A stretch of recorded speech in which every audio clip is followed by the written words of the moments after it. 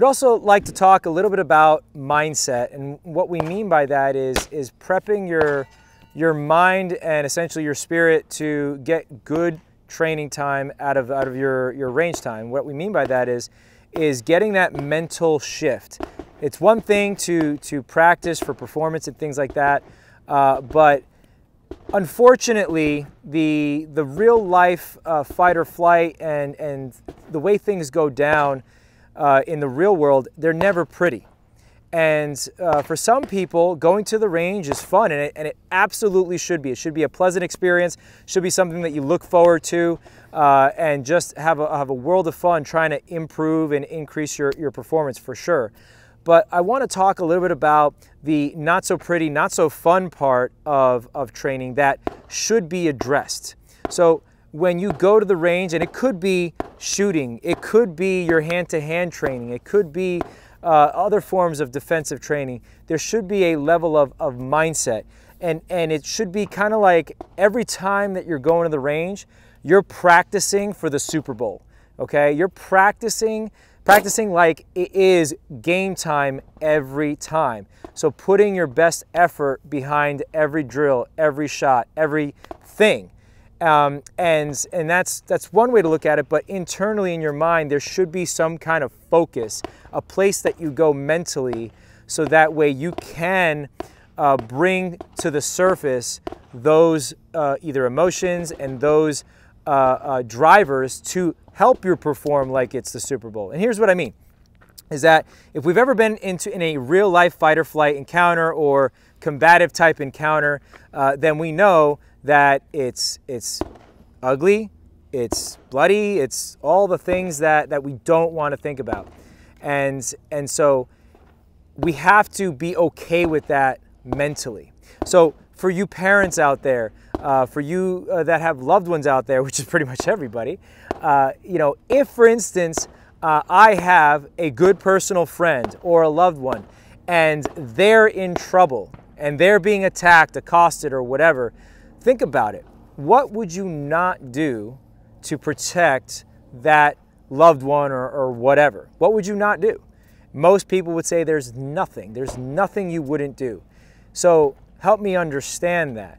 Picture, say if you're a parent out there, picture somebody attacking or kidnapping or whatever your children, and put yourself mentally in that place. How would you, what are the emotions that would immediately come to the surface? The anger, the fear, just the visceral things that come to light. And put yourself in that mental place and try to replicate that at the range, because that's the stuff that you should be using to drive your training, okay? Because if it comes to you in like a wave in fight or flight, and it's the first time that you're feeling those emotions, believe it or not, they can overcome and overtake you.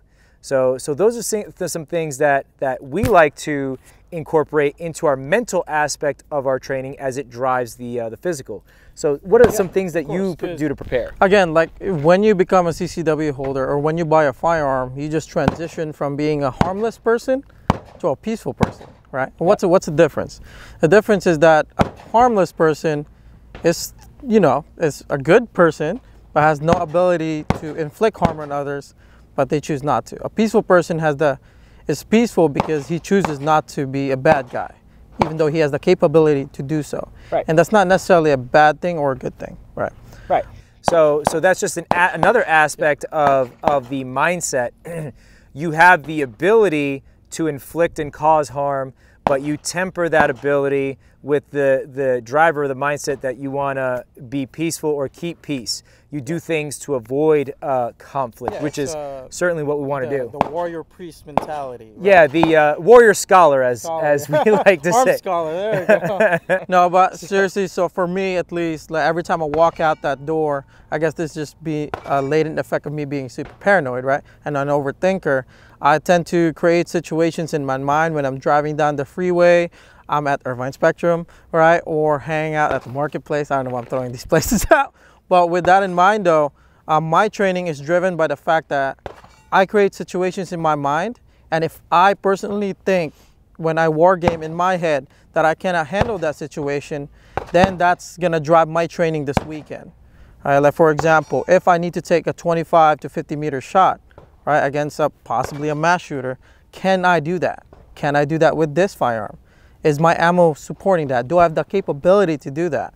That for me drives a lot of my training, because training, you can write a training plan all day long, but if you have no set goal, and it could very well be home defense, right? For me, the drive to learn close quarters combat outside of the Marine Corps was driven by the fact that I'm probably operating alone. I'm operating alone as a CCW holder. That drove me to pursue that training. Why am I willing or always trying to take longer distance shots, 25, 50-yard shots? Because those are the shots that I personally still am afraid to take if I need to in the real world. So those drive my training personally, because yeah, that's just my mindset. And that my mindset at the range as well is, when I'm at the range, is what I'm doing here gonna set me up for the next couple of months or weeks until I'm gonna go ahead and retrain again. Because a lot of us have busy lives, right? Not all of us have awesome jobs where you shoot all day, right? You could very well be also shooting staplers all day, right? So with that in mind, if you have a range time between 2 to 3 weeks in between ranges, is your time at the range setting you up? Is your mindset setting you up to do your range time to support you for those next 3 weeks?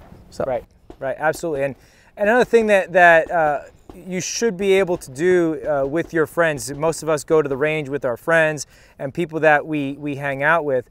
So if I want to be a good partner, a good trainer, if you will, for my peers, so me pushing Brendan and not letting him off the hook on a certain drill or technique is me being a good partner for him. Yeah. Me knowing that he has the potential to do more, I'm gonna get on him and I'm gonna push him. I'm not gonna let him leave until he realizes that potential.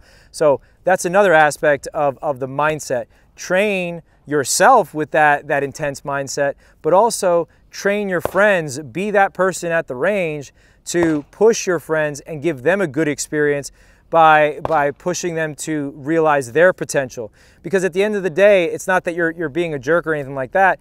It's you're pushing your friends, and perhaps the person that you're gonna be with when stuff goes down, you want that person to be on their game. You want that person to be able to realize said potential. So those are some things from a mindset perspective that we want to think about, we want people to think about when they're training. Train as if it's game day all the time. Put in the work, put in the sweat.